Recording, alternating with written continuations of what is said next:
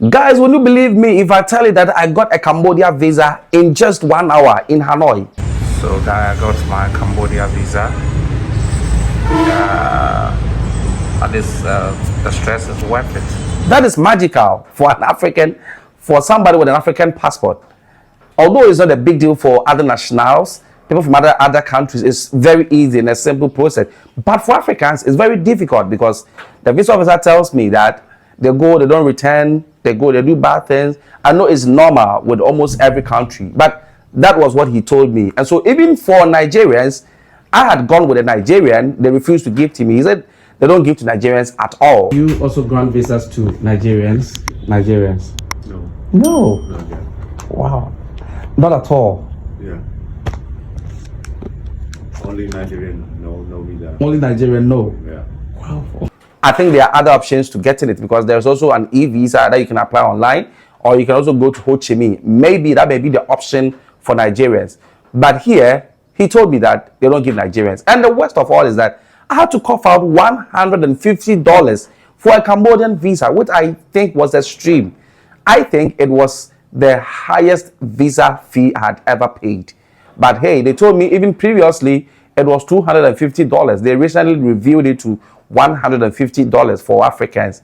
And they also believe that most Africans go there for visa change. I had to convince him that I was not going for visa change. In fact, I had a lengthy visa.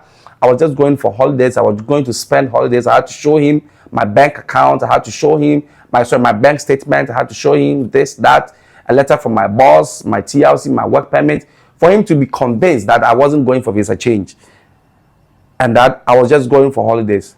Even after that, I still had to pay $150 to get a visa to Cambodia. Now, going to Cambodia, there are three main ways to go to Cambodia. Number one is you can go with an e-visa. Just apply for e-visa online, which is just $30. Just $30 you apply and you'll be granted. It's so easy, you'll be granted. But the catch is when you get to the immigration point, entering becomes a problem. I've heard from so many people who have told me that they go to the immigration and they didn't allow them entry, especially Africans. So many stories, so many people. Some even tell me that if you go by flight, you are likely to get denied. I've heard so many stories, but I still decided to choose this route. Now, the second option is going through, taking a flight from Hanoi to Ho Chi Minh, which is going to cost around 3.5 million VND, or approximately 4 million VND. If you choose to book an in and out flight to Ho Chi Minh. Now, after Ho Chi Minh, I've been told that it's easy to get a visa there, even as an African. The cost is around $50. You get it, and then you take a bus to Hanoi. You take a bus to Cambodia. That has been the easiest route for a lot of Africans. That's how they go to Cambodia. They go to Cambodia by bus because they tell me if you go by flight, it's a whole different ball game. You won't even be allowed entry. So most people use the land border. They fly from Hanoi to Ho Chi Minh, get their visa at Ho Chi Minh, and then they take a bus to Phnom Penh. But I think the risk was too much.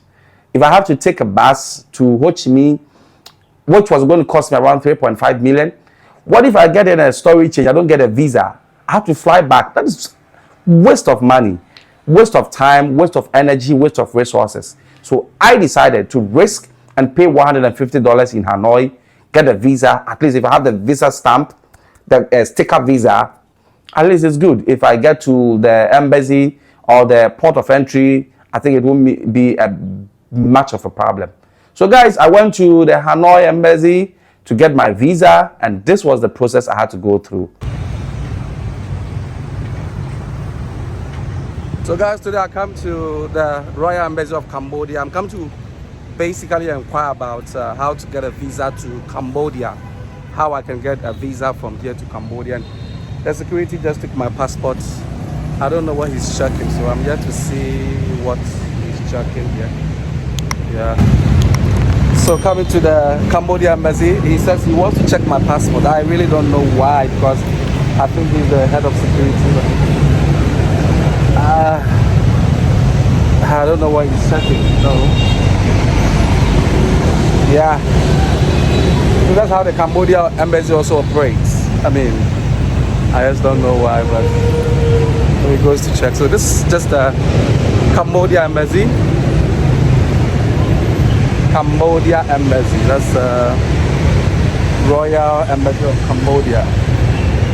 Yeah. Okay. Okay. Okay, so you have to check if I have a legal stay. Okay, so he tells me he had to stay if I had a legal stay in Vietnam. That's why he was checking. Because I didn't understand why. So I'm in the Cambodia, but the place is empty. Like there's nobody here, including even the staff of the visa officer or the consular officer, whatever.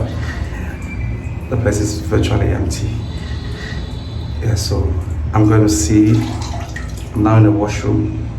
I'm going to get out.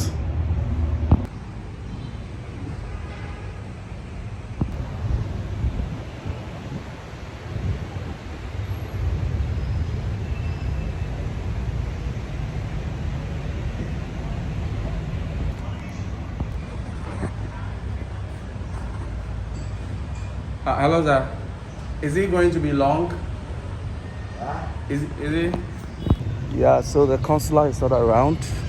I'm told he's busy meeting the ambassador, so I'll come back to see it with them. So guys, I got my visa to Cambodia. I spent hours, but I think it's worth it. I pay $150, but it's still worth it, yeah. Asia. With a massive complex of ancient temples in Siem Reap and a capital steeped in history, Cambodia should be on your Asia itinerary.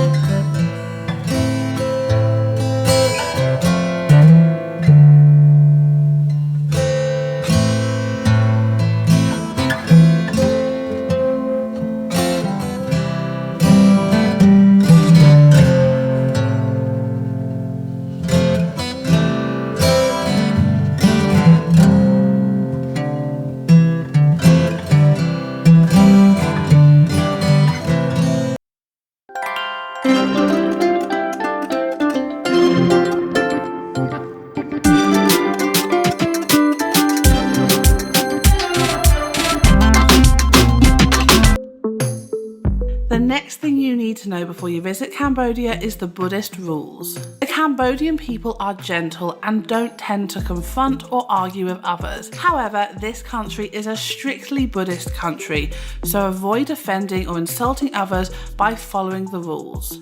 When visiting temples, palaces, religious places or pagodas, make sure to cover your shoulders and knees.